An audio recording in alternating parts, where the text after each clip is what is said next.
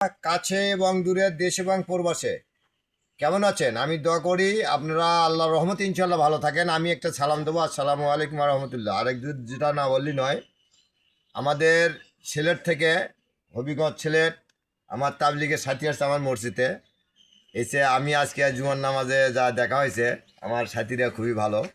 তা আমার সাথীরা বলতেছে, পিয়ার আমাকে তুমি ভাইরাল মানুষ, তা আমি পেয়ারা কীভাবে কী কী দেওয়া লাগে আমি এই ভিডিওর মাধ্যমে আপনাদের দেবো। আপনারা দেখতে পাবেন। এই যে পেয়ারা আমি কাটে নিলাম, এই যে পেয়ারা আমি কাটছি, আগেও কিছু পেয়ারা কাটা আছে।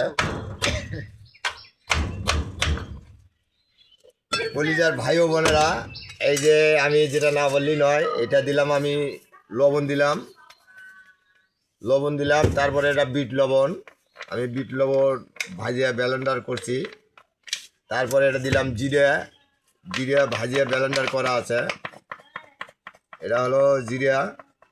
কলিজার ভাই ও বোনেরা, এটা আপনারা সরিষা কিনে ব্লেন্ডার করতে পারবেন। ব্লেন্ডার করে এটা হলো সরিষা বাটা, যাকে বলে কাসন, এটা বলে কাসন্দি। এটা হলো কাসন। তারপরে দিলাম এটা হলো মরিচ, শুট মরিচ। মরিচটা ভাজে নেবেন, ভাজে নিয়ে ব্লেন্ডার করবেন।